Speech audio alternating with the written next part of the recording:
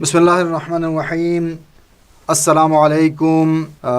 रियाज सुहेल साहब BBC-urdu.com पे उन्होंने एक कालम लिखा। उनके कालम के जो कुछ नुकात हैं उससे अपनी गुफ्तगू का आगाज़ करता हूँ। उन्होंने जिस जुमले को अपनी गुफ्तगू का मरकज़ और महवर करार दिया वो है क़ानून का जायज़ा लिया तो मेरे घर समेत सारा DHA फ़ारिग हो जाएगा। ये सुप्रीम कोर्ट के चीफ जस्टिस है गुलजार अहमद साहब का ये बयानिया उन्होंने इससे अपनी गुफ्तगू का आगाज़ किया। यानी पाकिस्तान के सुप्रीम कोर्ट अदालत आलिया, पाकिस्तान की सबसे बड़ी अदालत,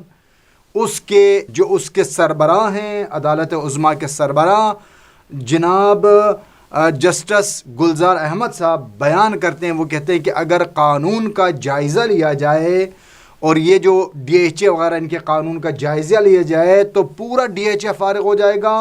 और उसके अंदर वो बयान करते हैं कि उसमें मेरा घर भी दरमियान में फ़ारिग हो जाएगा। लेकिन बहुत खूबसूरत दरमियान में वो एक नुक्ता बयान करते हैं। वो कहते हैं कि और मैं उसके लिए तैयार हूँ। कहते हैं कि मुझे इससे कोई फ़र्क नहीं पड़ता, अब भले मेरा घर भी फ़ारिग हो जाए, भले उसके अंदर मेरा घर भी मसमार हो जाए, लेकिन मैं क़ानून की हुक्मरानी के लिए अपने घर की क़ुरबानी मैं कबूल करता हूँ। नहीं है, मुझे अपने घर की परवाह नहीं है, मैं क़ानून की हुक्मरानी की खातिर ये क़ुरबानी देने के लिए तैयार हूँ। ये इन्होंने डिफेंस हाउसिंग सोसाइटी के क़ानून पर सवाल करते हुए कहा, ये जुमला उन्होंने इस्तेमाल किया। चीफ जस्टिस ऑफ पाकिस्तान ने कराची शहर के अंदर गैर क़ानूनी तजावुज़ात,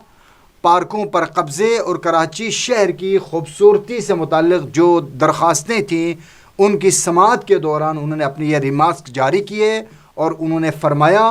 कि अगर क़ानून की नज़र से देखा जाए तो पूरा DHA फ़ारिग है और साथ में मेरा घर तक उसके अंदर फ़ारिग हो जाएगा। इंशाअल्लाह आखिर में कुछ पॉइंट आपकी खिदमत में गोश गुजार करने की कोशिश करूँगा। मामला कितना संगीन है, कितना ख़तरनाक जो सूरत हाल, कितनी ख़तरनाक सूरत हाल का सामना है वो इंशाअल्लाह जो है वो आखिर में आपके खिदमत में अर्ज़ करूँगा। पाकिस्तानी शहरी हैं मोहम्मद हनीफ़, ये 30 साल मुत्तहिदा अरब अमारात में और फिर सऊदी अरब में हवाबाजी के शोबे में काम करते रहे और जनवरी 2019 में कराची ये सोच कर आए कि अब वो अपने घर वालों के साथ पाकिस्तान में रहेंगे। बयान करते हैं कि इनको आए हुए तकरीबन 1 महीना हुआ था। उस 1 महीने के दौरान तकरीबन उसी दौरान जब ये आए तो सबसे पहले उन्होंने सबसे बुनियादी चीज़ें रहने के लिए इंसान को एक घर तो चाहिए। बकौल BBC के मोहम्मद हनीफ़ साहब ने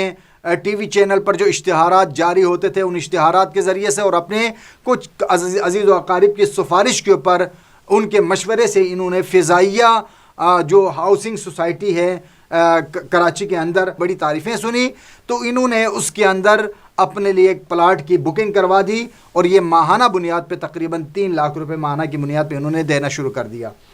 ये बयान करते हैं कि उस दौरान तकरीबन कोई 4 साल का अरसा गुजर गया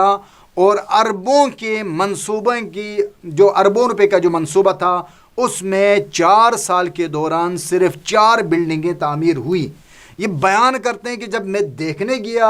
और इस यकीन के साथ गया कि तकरीबन मेरा घर भी तामीर हो चुका होगा, जब ये गया तो ये बयान करते हैं कि 2-4 ट्रक थे और बस इस तरह पूरा खाली जो है ज़मीनें खाली पड़ी हुई थी, उजाड़ जो है वो कह रहे मैं हैरान हो गया। कह रहा बहरहाल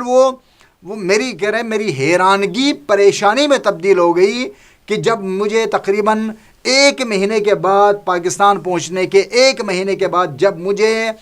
डॉन न्यूज़ जो अखबार है डॉन न्यूज़ उसके अंदर एंटी करप्शन सेल की तरफ से फ्रॉड अलर्ट के नाम से एक जो फहरिस्त जारी हुई, गैर क़ानूनी हाउसिंग सोसाइटीज़ की जो फहरिस्त जारी हुई, उसके अंदर जब मैंने देखा कि जिस सोसाइटी के अंदर फ़िज़ाइया हाउसिंग सोसाइटी जिसके अंदर मैंने अपने लाखों रुपए जमा करवाए हैं, मैंने अपनी बुकिंग करवाई है, वो भी उस फ्रॉड अलर्ट की लिस्ट में यानी गैर कानूनी हाउसिंग सोसाइटीज़ की जो लिस्ट है उसमें 123 नंबर पर जो मेरी सोसाइटी जिसके अंदर मैंने अपने लिए प्लाट बुकिंग करवाई थी वो भी गैर कानूनी थी। कह रहे मैं परेशान हो गया, तकरीबन इनके होश उड़ गए। जो मकसद था वो यह बयान करना मकसूद था कि आपकी खिदमत में कि इस वक्त تعجب کی کوئی بات نہیں ہے، حیرانگی کہ خدا جانتا ہے اس مملکت عزیز کے اندر جو جتنا طاقتور ہے وہ اتنا بڑا بدماش اور غنڈہ ہے، جس کی جتنی دسترست ہے وہ کبھی کوئی بندہ ہاتھ ہولا نہیں رکھتا، جس کا جہاں ہاتھ پڑتا ہے وہ بس اپنے قبضے میں لینے کی کوشش کرتا ہے۔ اس حمام میں کہہ سکتے ہیں نا کہ اس حمام میں یا اس تالاب میں یا اس گنگا کے اندر سبھی ننگے ہیں، جس کا جہاں ہاتھ پڑتا ہے وہ قبضے کر رہا ہے، وہ قبضہ مافیا کی ایک پوری لائن ہے۔ میں نے غالباً ایک شروع میں اب جو ہے میری ویڈیو بھی ہے، آپ اس کو دیکھ سکتے ہیں، اس کے اندر میں نے صرف پنڈی اسلام آباد کے اندر جو غیر قانونی ہاؤسنگ سوسائٹیز کے متعلق ایک آگاہی کے بنیاد پر ایک ویڈیو میں نے تیار کی تھی، تاکہ اس زون کے اندر راولپنڈی اسلام آباد کے علاقے میں اگر کوئی بندہ اپنے لیے گھر کی تعمیر کے لیے سوچ رہا ہے، اپنے لیے کوئی پراپرٹی خریدنا چاہتا ہے، اس حوالے سے میں نے مشورتاً ایک ویڈیو بنائی تھی، آپ اس ویڈیو کو دیکھ سکتے ہیں کہ کیا سنگین صورتحال ہے۔ اب آپ اندازہ کریں کہ آپ کی قومی ادارہ اینٹی کرپشن سیل جو ہے وہ فہرست جاری کرتا ہے، یعنی اس کے علم میں ہے۔ اب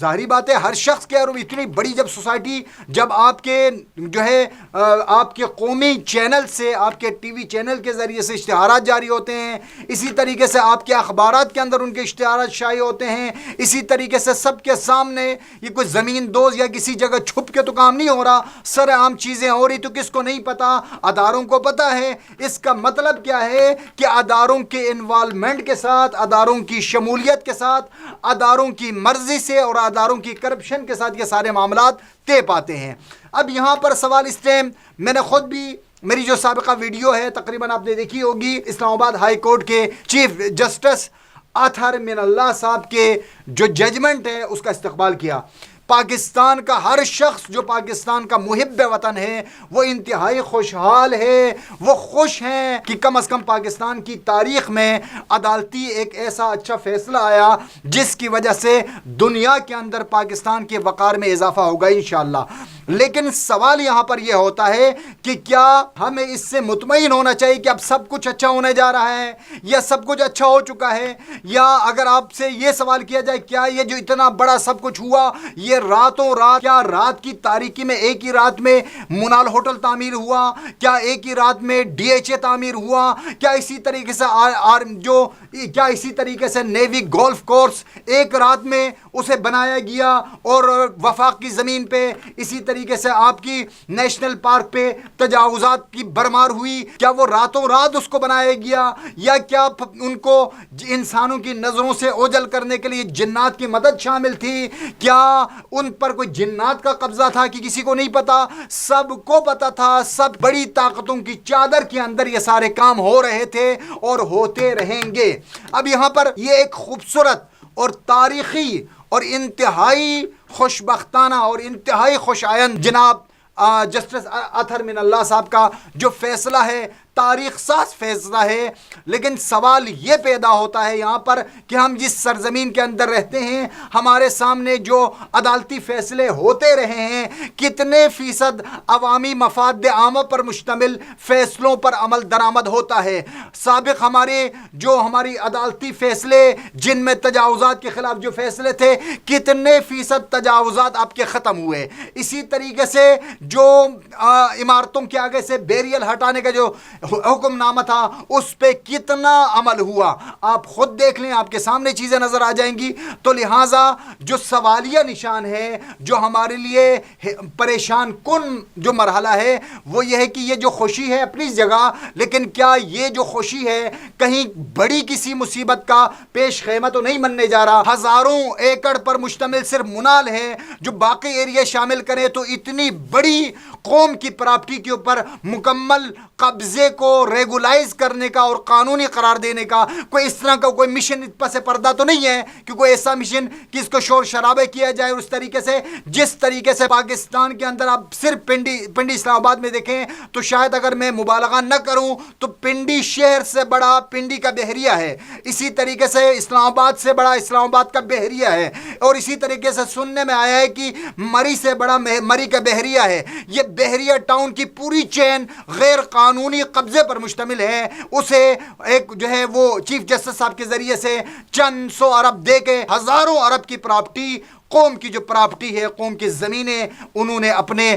طور پہ اپنے لیے جائز قرار دی اور قانونی اس قبضے کو اور غاصبانہ قبضے کو جائز قرار دیا۔ کہیں پس پردہ اسے مقاصد تو نہیں ہے کہ اس شور شرابے کے پیچھے کوئی ایسی کارروائی ہو جائے، کوئی ایسا قدم اٹھایا جائے جس کے بعد اس کو ریگولائز کر دیا جائے اور یہ ساری کی ساری چیزیں کل کو سینہ تان کے میدان کے اندر سارے آ جائیں کہ سب کچھ ٹھیک ہے۔ بہرحال ان کا جو جملہ تھا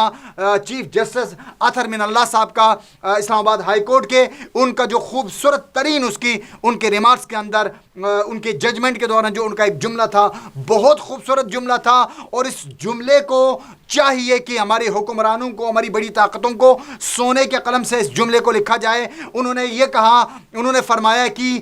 پاکستان آرمی کی جو عوام کے اندر عزت ہے ان قبضوں کی وجہ سے اور ان تجاوزات کے اندر سے جب ان کا ہاتھ نکل آتا ہے تو ان کی جو عزت و وقار ہے اس میں فرق آئے گا، عوام ان سے متنفر ہوگا، اور یہ پاکستان کے لیے اچھی خبر نہیں ہے کہ آپ کے سیکیورٹی ادارے، آپ کی جو ڈیفنس فورسز ہے اس سے عوام اگر متنفر ہو جائے تو یہ کوئی اچھا شگون نہیں ہے۔ تو لہٰذا اب کیا گارنٹی ہے کہ سب اچھا ہوگا؟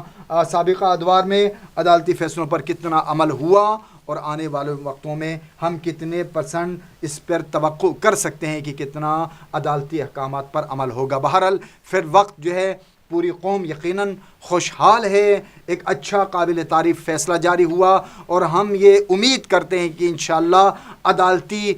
تاریخ کے اندر یہ ایک مثبت موڑ ثابت ہوگا، اور انشاءاللہ عدالت جو ہے وہ باقی عدالتوں سے بھی اسی طریقے سے عدالت عظمیٰ کی طرف سے جس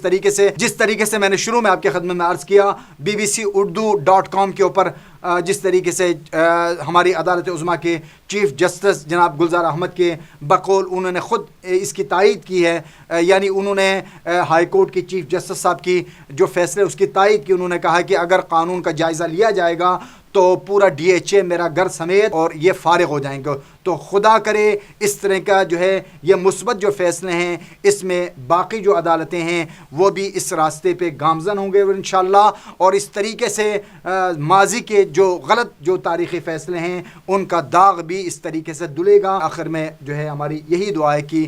پروردگار پاک دھرتی کی حفاظت فرمائے، اور پاک دھرتی کے جتنے غدار ہیں، جتنے دشمن ہیں، پروردگار ان سب کو نابود فرمائے اور پاک دھرتی کی حفاظت فرمائے۔ پاکستان زندہ باد۔